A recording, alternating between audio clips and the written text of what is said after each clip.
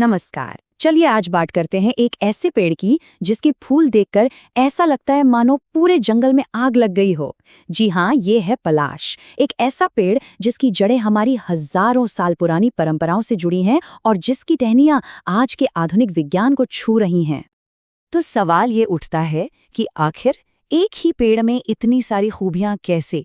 ये कैसे हो सकता है कि एक ही चीज को यज्ञ में पवित्र भेंट के तौर पर भी इस्तेमाल किया जाए, बीमारियों के इलाज के लिए औषधि की तरह भी, और आज के साइंटिस्ट्स के लिए रिसर्च का एक बड़ा सब्जेक्ट भी हो? चलिए आज इसी पहेली को सुलझाते हैं। तो इस सफर में हम क्या क्या देखने वाले हैं? सबसे पहले तो हम इस जंगल की ज्वाला से मिलेंगे, जानेंगे कि ये है क्या। फिर आयुर्वेद के चश्मे से इसके गुणों को समझेंगे।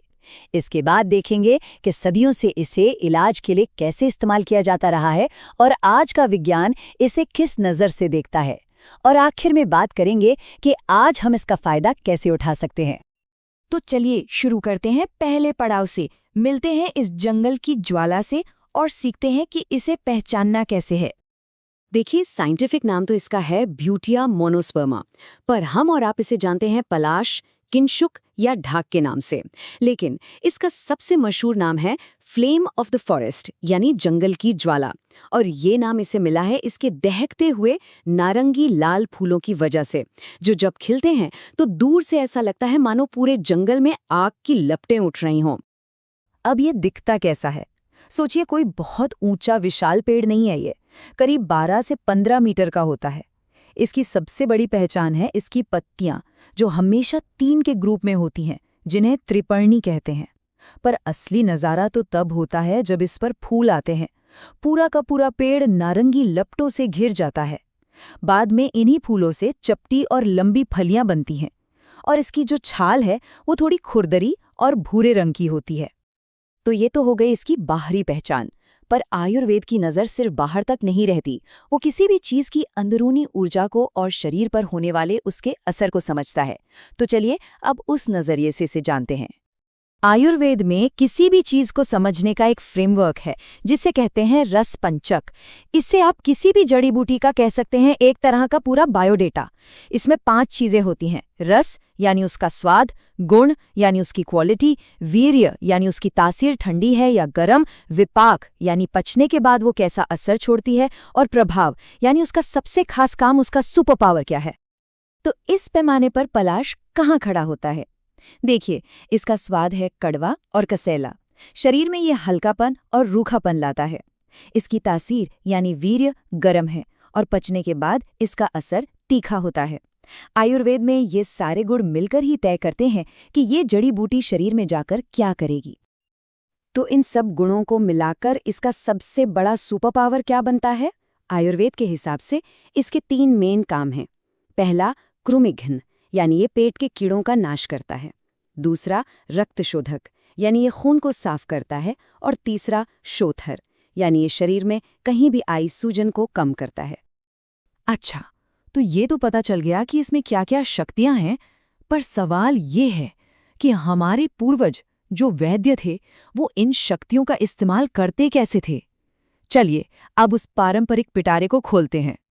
इन्हीं खासियतों की वजह से पलाश अपने आप में एक छोटा मोटा दवाखाना था।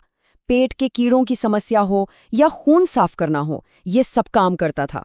शरीर में कहीं दर्द या सूजन हो तो उसे कम करता था, यहाँ तक कि घाव भरने में मदद करता था, और बवासीर जैसी परेशानियों में भी फायदेमंद माना जाता था।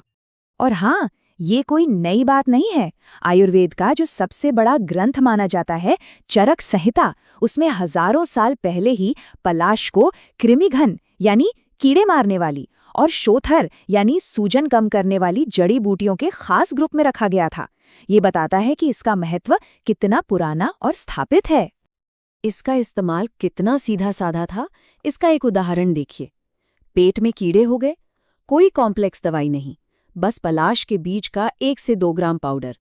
यही था इसके कृमिघन गुण का सबसे सीधा और सटीक इस्तेमाल। तो ये तो सारी बातें हो गईं पुराने जमाने की, पुराने ज्ञान की। पर आज का साइंस क्या कहता है? क्या ये सब बातें आज की कसौटी पर खरी उतरती हैं? चलिए अब माइक्रोस्कोप के नीचे देखते हैं। और देखिए, यहीं पर असली कमाल होता है। आयुर्वेद ने हजारों साल पहले कहा कृमिघ्न, मतलब कीड़े मारने वाला। और आज जब साइंटिस्ट ने इसके बीजों की जांच की तो उन्हें इसमें पलासीन नाम का एक एल्कलॉइड मिला, जो सच में आंतों के कीड़ों को खत्म करने में असरदार है। ये सिर्फ इत्तेफाक नहीं, ये प्राचीन ज्ञान का वैज्ञानिक प्रमाण है। और बात सिर्फ यहीं खत्म नहीं होती। आयुर्वेद ने कहा शोथर यानी सूजन को कम करने वाला, और मॉडर्न साइंस ने जब इसे परखा तो पाया कि इसमें फ्लेवोनॉइड्स नाम के कंपाउंड्स भरे पड़े हैं जो शरीर की सूजन को कम करते हैं, खासकर आर्थराइटिस जैसी दिक्कतों में। एक और दावा, एक और वैज्ञानिक पुष्टि। तो कुल मिलाकर देखें तो आज का विज्ञान भी पलाश की 3 बड़ी ताकतों पर मोहर लगाता है। पहला, ये कीड़ों से लड़ता है। दूसरा, सूजन कम करता है। और तीसरा, ये एक जबरदस्त एंटीऑक्सीडेंट है जो शरीर को अंदर से बचाता है। ये तीनों गुण अब साइंटिफिकली वैलिडेटेड हैं। पर रुकिए, रिसर्च अभी जारी है और इसमें और भी कमाल की चीजें मिली हैं। स्टडीज बताती हैं कि ये हमारे लिवर के लिए एक गार्ड की तरह काम करता है, ब्लड शुगर को कंट्रोल करने में मदद कर सकता है, कई तरह के बैक्टीरिया और फंगस से लड़ सकता है, और तो और ये घाव भरने की प्रक्रिया को भी तेज करता है। ठीक है, तो इतने सारे फायदे तो जान लिए, पर अब असली सवाल ये है कि इसे अपनी जिंदगी का हिस्सा कैसे बनाया जाए, कौन से पार्ट्स इस्तेमाल होते हैं और कितनी मात्रा में। पलाश की एक और खूबसूरत बात यह है कि इसका लगभग हर हिस्सा काम का है। इसके सुंदर फूल, इसके शक्तिशाली बीज, इसकी छाल और यहाँ तक कि इसका गोंद भी, सब में औषधीय गुण हैं। प्रकृति ने इसमें कुछ भी बेकार नहीं बनाया। अब बात आती है मात्रा की। आमतौर पर अगर इसका पाउडर ले रहे हैं तो 3 से 6 ग्राम तक, काढ़ा पी रहे हैं तो 20 से 40 मिलीलीटर, और हाँ, कीड़ों के लिए जो बीज का पाउडर है वो सिर्फ 1 से 2 ग्राम। लेकिन एक बात हमेशा याद रखनी चाहिए, किसी भी हर्ब को यूज करने से पहले किसी एक्सपर्ट की सलाह जरूर लें। अच्छी बात यह है कि आपको इसे घर पर बनाने की जरूरत नहीं पड़ सकती। बाजार में ये आपको कई तैयार फॉर्म्स में मिल जाएगा, जैसे पलाश बीज चूर्ण या फिर कीड़ों के लिए बनी क्रेमिग्नवटी नाम की टैबलेट्स, फूलों का अर्क और पलाशादी क्वाथ जैसे कई पारंपरिक काढ़े भी मिलते हैं।